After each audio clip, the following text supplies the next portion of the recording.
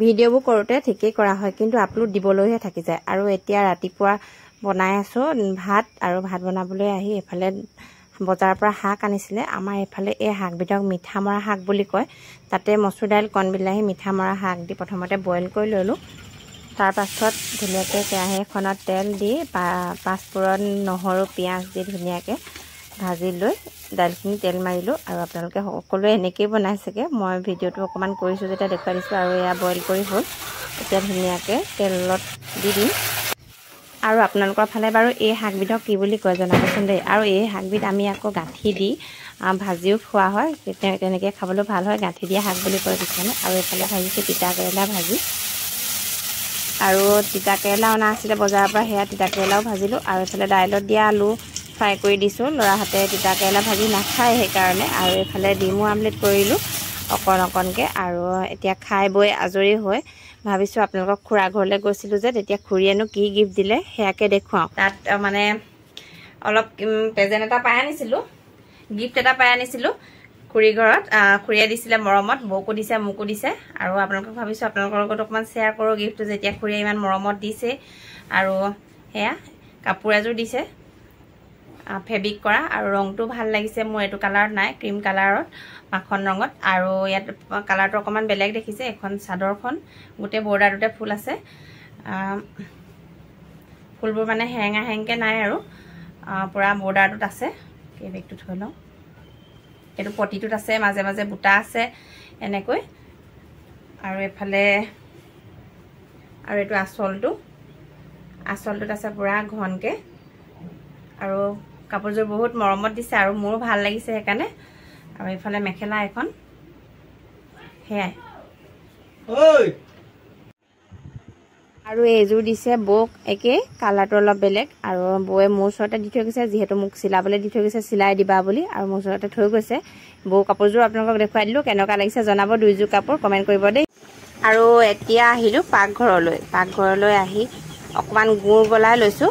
গুড়খিনি গলাই থ'লে পিঠা, মিঠৈ তেনেকৈ বনাওঁতে বহুতখিনি কামত সহায় হয়। সৰহকৈ অকণমান গুড় মই গলাই লৈছোঁ। আৰু কাইলৈ শহুৰ দেউতাৰ শ্ৰাদ্ধ আছে, সেইকাৰণে কিবা এটা বনাম বুলি ভাবি সেইদিনাখনে পিঠাগুড়ি খুন্দি থৈছিলোঁ, আপোনালোকক দেখুৱাইছিলোঁ। আৰু এতিয়া পিঠাগুড়ি অলপ লৈ পিঠাৰ কাৰণে গুলি থৈ দিছোঁ। আৰু 2-3 ঘণ্টামানৰ পিছত ধুনীয়াকৈ পিঠাখিনি বনাম বুলি ভাবি গুলিলোঁ। আৰু এতিয়া হৈ গ'ল, পিঠা বনাবলৈ আহিলোঁ। তাৰপিছত একো ভিডিঅ' কৰিবলৈ নহ'ল বাৰু। আৰু এতিয়া কেৰাহীখন পাতি জুইতে ধুনীয়াকৈ ৰিফাইন দি পিঠা কেনেকৈ বনাই সকলোৱে জানেই। মই পিঠা বনাবলৈ লাগি গ'লোঁ। ঘৰত যে কিবা এটা কৰ্ম পাতিলে বা কোনোবাই আলহী আহিম বুলি খবৰ দিলেও ঘৰত বনোৱা কিবা এটা বস্তু বনাই খাব পাৰিলে বহুতেই ভাল লাগে। যদিহে সময় পোৱা হয়, এনেও হোটেলৰ মিঠাই বা বিস্কুট, চানা সেইবিলাক থাকেই, তথাপিও এনেকৈ পিঠা বনাবলৈ পালে মানে বহুতেই ভাল লাগে, পিঠা বনাই খুৱাব পাৰিলে। আৰু এয়া মোৰ পিঠাখিনি বনাই হৈ গ'ল। আৰু চাওঁ কি কৰিব পাৰোঁ। মিঠৈ দুটামানো বনাম বুলি ভাবিছিলোঁ, পকা মিঠৈ দুটামান। আৰু এয়া পিঠাখিনি সঁচাকৈ ধুনীয়া হৈছিলে। আৰু পিঠাখিনি ধুনীয়া হ'লে, ফুলিলে যে বনাই বহুত ভাল লাগে ন ধূপ পিঠা। আৰু এই মোৰ ফুলজোপা দেখিছেনে, পাকঘৰতে থৈছোঁ, সেইকাৰণে এইজোপাও অকণমান আপোনালোকক কেমেৰা কৰি দেখুৱাইছোঁ। আৰু এইফালে লগতে মই মিঠৈ কেইটামানো বনাই ল'লোঁ। বহুত বেছি বনোৱা নাই, 50-60টামান মিঠৈ হ'ল। আৰু ভকতৰ কাৰণে আৰু আলহীৰ কাৰণে হৈয়ে যাব। আৰু এতিয়া আহিছোঁ পিছদিনা। আৰু এতিয়া ধুনীয়াকৈ সাজি কাচি ল'লোঁ। কালি দেখুওৱা কাপোৰযোৰকে চিলাই মেলি ধুনীয়াকৈ এতিয়া খুৰীয়ে দিয়া কাপোৰযোৰ পিন্ধি আজৰি হৈ, মানে ৰাতিপুৱাৰ পৰা ঘৰ দুৱাৰ মুচি বহুতখিনিয়ে কাম থাকে। গোঁসাই ঘৰ মুচি কাচি মানে চবখিনি তিয়াই, মাহ সকলো মানে বুট মগু সকলো তিয়াই, ভকতৰ কাৰণে তামোল কাটি, মানে তেনেকৈ সকলোখিনি কাম কৰি এতিয়া নিজে অকণমান গাটো ধুনীয়াকৈ চাফা চিকুণ কৰি লৈছোঁ। আৰু কাপোৰযোৰ পিন্ধিলত মোক কেনেকুৱা লাগিছে সেইটো ক'ব। আৰু অকণমান ভিডিঅ' ক্লিক ৰাখি থ'লোঁ। আৰু কি ভিডিঅ' কৰিব পাৰোঁ নাজানো, কিন্তু আলহী আহিলে মানে বহুতখিনি কামত ব্যস্ত হ'বলগীয়া হ'ব পাৰে। আৰু এইজনে মোৰ শহুৰ দেউতা, ঢুকুৱা আজি 7 বছৰ হ'ল। আৰু তেওঁৰ ওচৰতো ধুনীয়াকৈ সেৱা সৎকাৰ কৰি ল'লোঁ। এইফালে ভকতো আহি পালেহি। আৰু ভকতে চব যোগাৰ কৰি লৈছে, ভকতক চাহো দিব হ'ল, এয়া চাহো দিছোঁ।